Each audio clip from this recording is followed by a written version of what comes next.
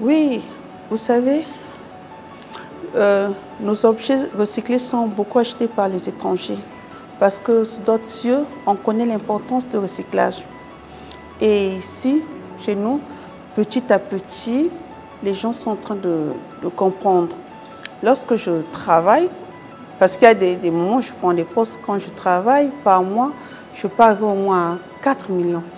Parce que ça dépend de ce que je fabrique. Parce que des fois, je fabrique des bijoux, donc je peux atteindre au moins 4 millions lorsque je travaille.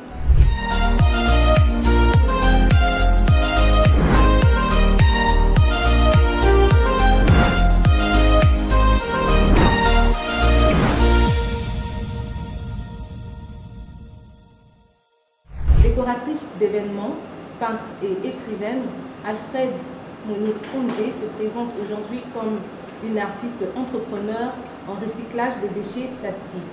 Dans le cadre de la Journée internationale de l'environnement, elle a créé un concept qui s'intitule La coque de la noix de coco. Monique Ondé est notre invitée aujourd'hui sur le plateau du Coin de l'entrepreneur. Bonjour à tous. Bonjour Monique. Bonjour. Comment allez-vous? Je vais bien, merci. Je disais tout à l'heure que vous êtes entrepreneur dans le secteur du recyclage des déchets plastiques. Peut-on savoir ce que c'est que le recyclage? Le recyclage, c'est le fait de transformer un objet beau, des objets déjà utilisés, des objets hors d'usage, de leur donner une seconde vie. Et quel est son principe? Son principe est de rendre l'environnement propre et de créer de l'emploi. Vous êtes congolaise. Peut-on savoir, selon vous, la santé économique du recyclage au Congo? Autrefois, le recyclage n'était pas, cet art n'était pas trop pratiqué, mais je me rends compte que de plus en plus, les gens mettent la main à la pâte et ça nous rapporte de quoi se mettre sur la dent. Et grâce à ce secteur, nous pouvons s'y mettre, rendre notre ville propre. Il y a l'environnement, il y a les plastiques, il y a le sol. Quel est le constat que vous avez fait pour vous mettre au recyclage des déchets plastiques aujourd'hui?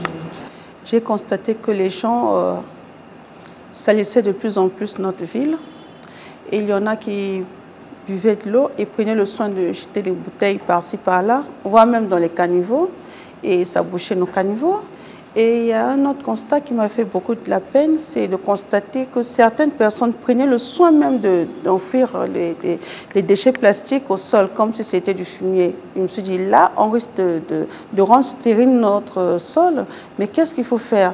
Il faut créer. Il faut créer des concepts. Il faut éduquer la population. D'où je me suis mise à fabriquer des objets avec du plastique et tout. D'accord. Alors, dans le processus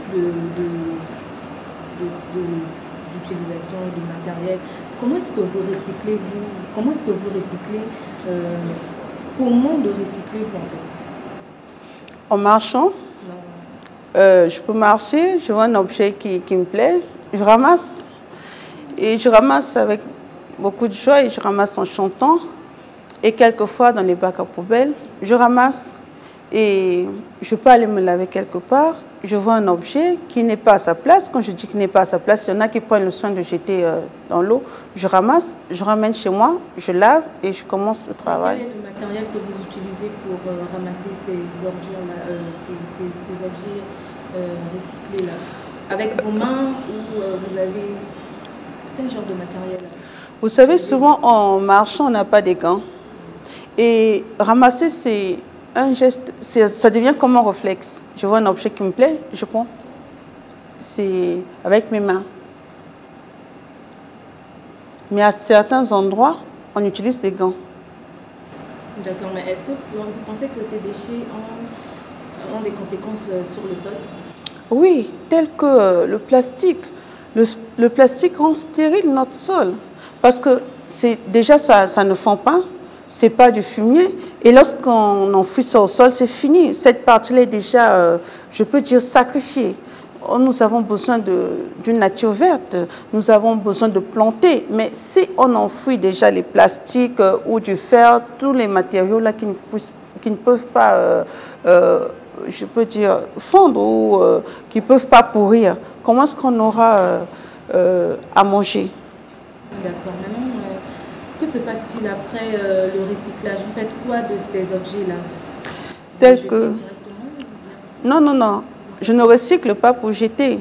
Je recycle pour qu'on ne jette pas. Je recycle pour que nous transformons, nous ayons des objets qui ont une seconde vie. Des objets qui feront rire. Et j'ai commencé avec le plastique. Avant, je pouvais faire quelques boucles d'oreilles, des paniers. Et là, j'ai fait un tableau pour montrer au monde entier qu'on n'a pas toujours besoin de jeter. On n'a pas toujours besoin de tuer le sol qui nous nourrit. Nous pouvons recycler et créer des emplois. D'accord. Alors, quels sont les enjeux du recyclage qui demeurent aujourd'hui une nouvelle économie du pays?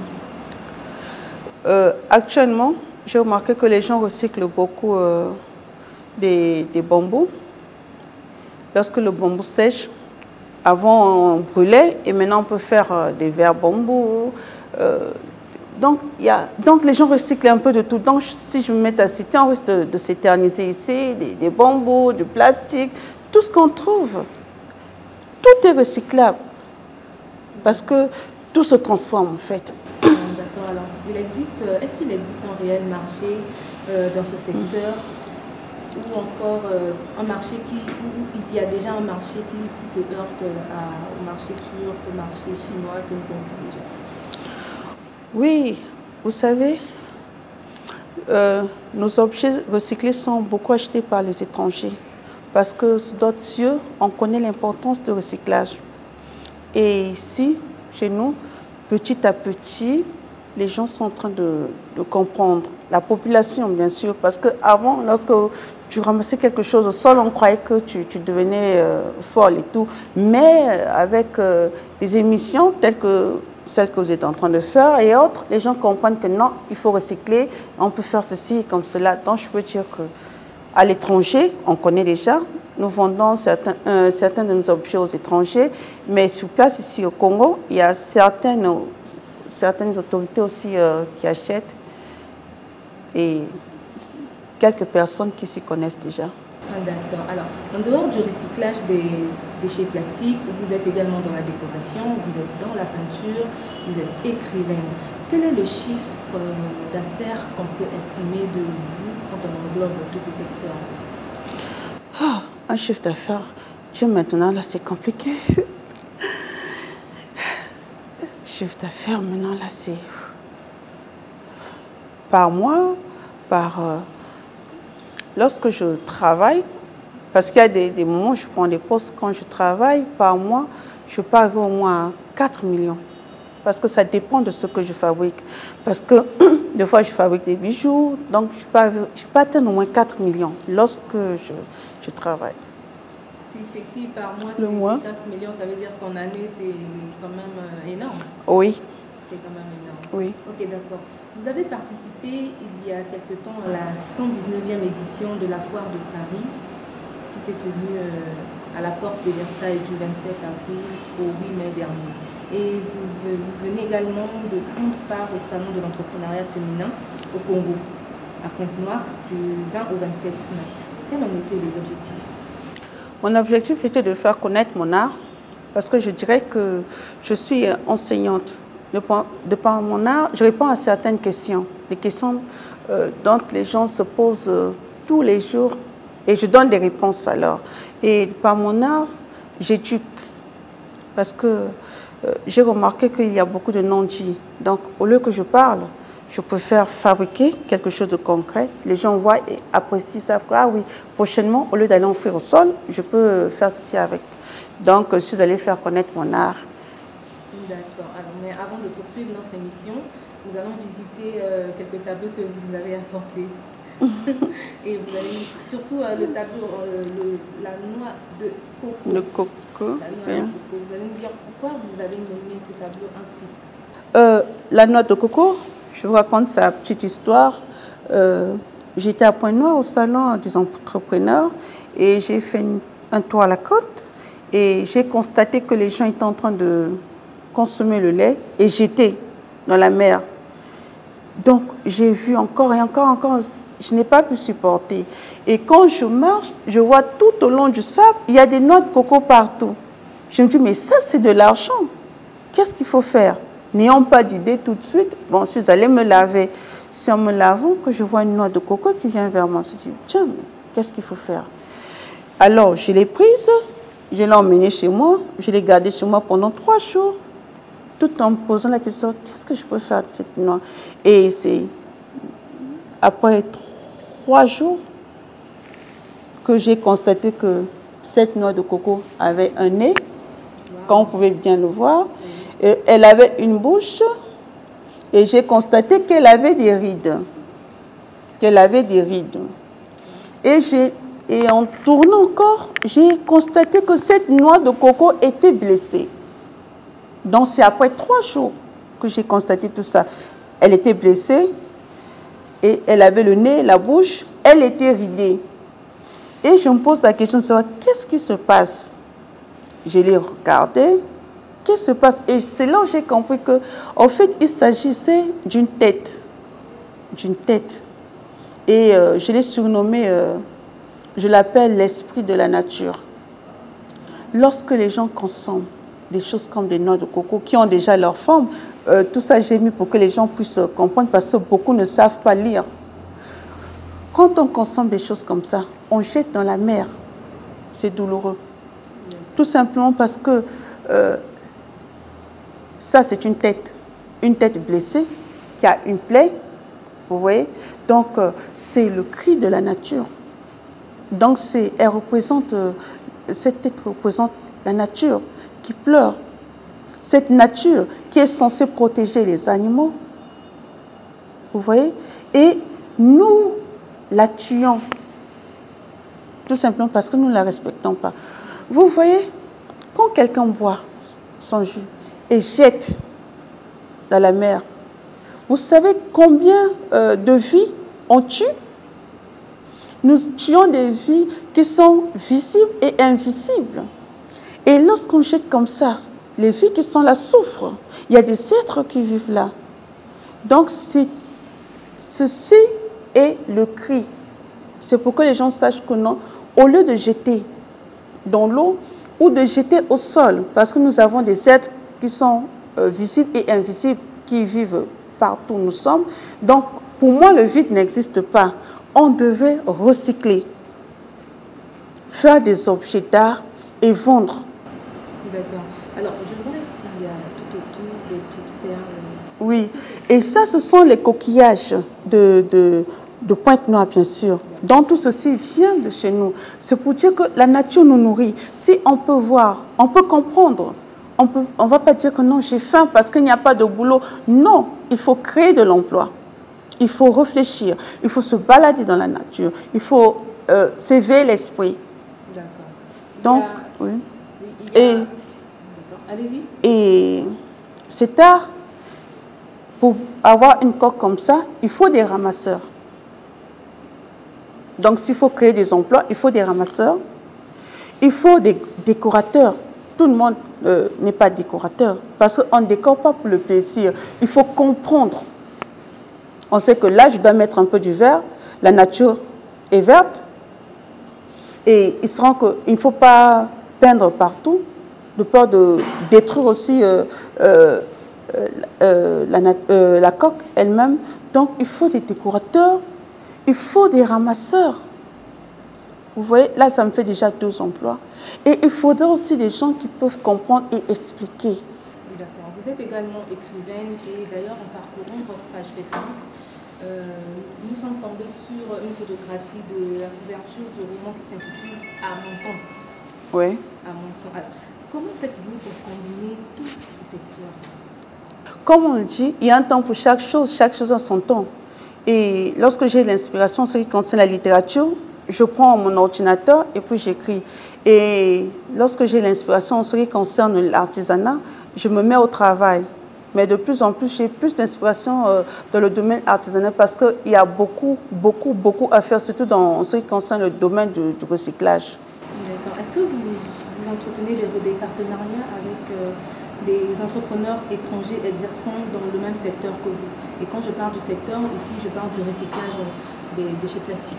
Oui, dernièrement, j'étais en France, à la foire, j'ai eu à avoir des connaissances comme ça et nous sommes en train de voir comment travailler, comment faire venir les objets et tout. Mais qu'à cela ne tienne, étant là-bas, j'ai laissé quelques tableaux faits avec des objets recyclés et certains sont déjà même vendus. D'accord. Alors, le numérique est aujourd'hui une opportunité pour tout entrepreneur qui veut propulser son activité ou ses activités. Comment vous imprégnez-vous de cet outil dans le secteur du recyclage des déchets plastiques? Vous savez, dans ce monde, chacun a son rôle, chacun a son boulot. Et en ce qui concerne le numérique et tout, ça c'est pour celui qui est chargé de la communication et c'est celui qui s'en occupe. Et si vous avez pu voir certaines de mes images sur Facebook, WhatsApp, ça veut dire qu'on s'en sert et ça nous aide aussi. Quelles sont vos perspectives à l'avenir? Ce que j'aimerais, c'est que les gens soient capables de recycler. J'aimerais plus entendre que non, j'ai faim parce qu'il n'y a rien à faire, alors que la nature nous offre à manger. J'aimerais que les gens puissent comprendre le cri de la nature. Les gens puissent comprendre que si on parlait dans la nature, si on peut protéger notre environnement, nous n'aurons plus besoin de crier, de pleurer, parce que la nature nous offre tout et la manne s'y trouve. Donc, c'est ça. C'est ça d'abord mon souhait actuel, que les gens rentrent dans la nature et récupèrent toute la manne qu'elle nous offre. D'accord, mais il y a une chose que j'ai oublié de vous demander. Est-ce que vous avez des concurrents ici au Congo dans ce secteur? Vous savez, il y a beaucoup de gens qui recyclent et c'est déjà une bonne chose et j'en suis fière parce que je me dis que je ne suis plus seule. Parce qu'avant qu'on commençait, on disait que non, elle est folle, elle est folle. Beaucoup recyclent, mais chaque artisan a son domaine et chaque artisan a sa touche. Je sais que si je vois ceci, je sais que non, là-bas c'est tel artisan, là c'est tel artisan, là c'est Alfred. Donc l'objectif est que nous soyons nombreux pour rendre notre environnement propre et pour créer des emplois. D'accord. Est-ce que vous avez un dernier mot avant de clôturer notre émission? Mon dernier mot est que merci d'abord pour vous. Merci à vous qui m'avez reçu et vous qui nous suivez. Je voulais dire tout simplement ceci, c'est que je suis fière du boulot que je fais. C'est un boulot certes qui n'est pas facile. C'est un boulot qui demande beaucoup de privation. Mais il n'y a rien pour rien. J'aimerais que tous ceux qui caressent le fort désir de se lancer dans cet art, qui est de recycler les objets, puissent me retrouver et qu'ensemble, nous puissions former une chaîne solide. Vous savez, un doigt ne lave pas la figure, mais l'union fait la force. J'ai besoin de vous et la nature a besoin de nous. Nous devons protéger notre nature. Nous devons rentrer dans la nature et prendre à manger pour nourrir ceux que nous connaissons et ceux que nous ne connaissons pas. Merci beaucoup. Mesdames et messieurs, nous sommes arrivés à la fin de notre émission. Nous étions sur ce plateau avec Madame Monique Onzé qui nous a parlé de son expérience, qui nous a parlé des enjeux du recyclage des déchets dans le domaine économique. Merci de nous avoir suivis et à très bientôt. Pour un séjour calme et agréable à Abidjan et à Douala, choisissez MC Home, votre nouvelle agence immobilière. Nous mettons à votre disposition des appartements meublés ultra modernes au bord des routes principales. Bénéficiez d'un cadre sécurisé, entièrement équipé avec une couverture Internet haut débit pour un séjour inoubliable. Réservation au Cameroun, plus 237 676 05 17 87. En Côte d'Ivoire, plus 225 07 88 75 24 07. MC Home. Faites comme chez vous.